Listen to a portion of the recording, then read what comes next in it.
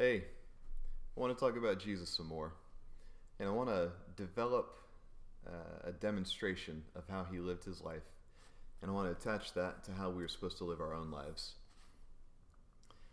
He grew in strength and wisdom. A perfect being grew in strength and wisdom. Reckon with that however you like.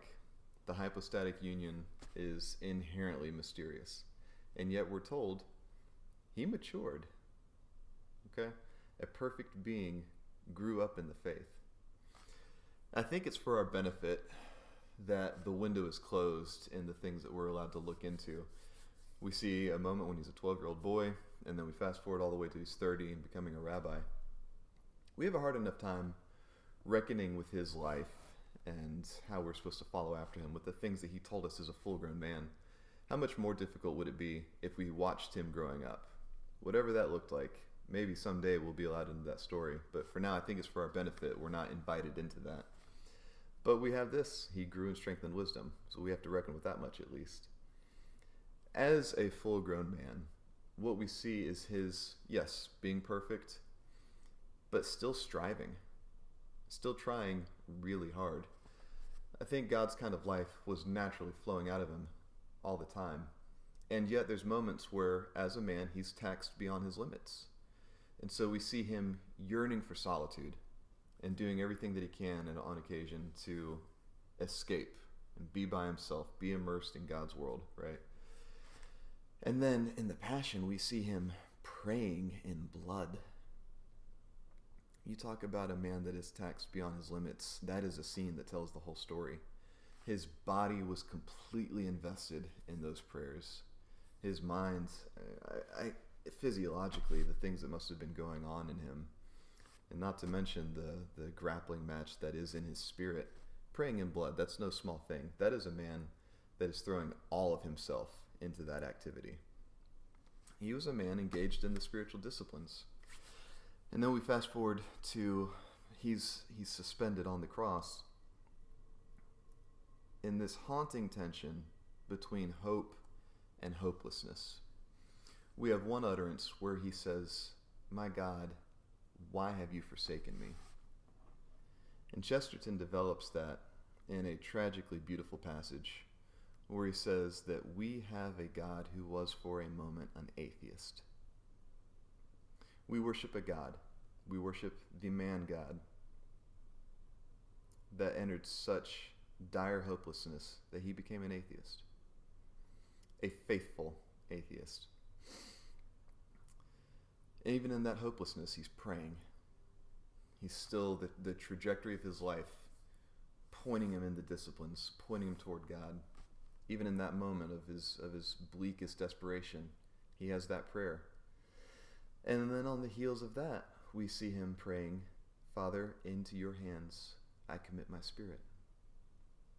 What's remarkable about that utterance is that is the bedtime prayer of every little Jewish boy and girl. And perhaps in that moment, we see Jesus as a little boy, whittled down horribly. I think even more than that, though, what we see is all of those years he spent as a little boy praying that prayer before bed, continuing on into his manhood, every night of his life praying, "Father, into your hands I commit my spirit." And so on that, his final night, before the resurrection, we see him praying the same bedtime prayer.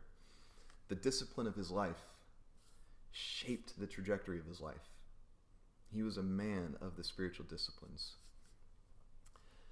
And so those moments reveal for us not revelations of him trying really hard or a moment of epiphany or some spiritual breakthrough. Rather, they were the culmination of his life of discipline. Inasmuch as he grew in strength and wisdom, he practiced these things. And that's true for everything we see. The dancer, the athlete, the artist, the poet, the scientist, the scholar, the craftsman. All of these things require years of long, hard practice. The mundane things, the repetition, all the tedium. And even upon mastery, the masters continue to be defined by their practices, by their disciplines. And they continue to attain new masteries. Jesus was no different. In fact, he established the benchmark. He was the perfect display of what a disciplined life looks like and where it led. He grew in strength and wisdom. And that's the same life we're called to. If we are to be his students, if we are to be his apprentices in this masterclass of living, we're supposed to do it like he did it.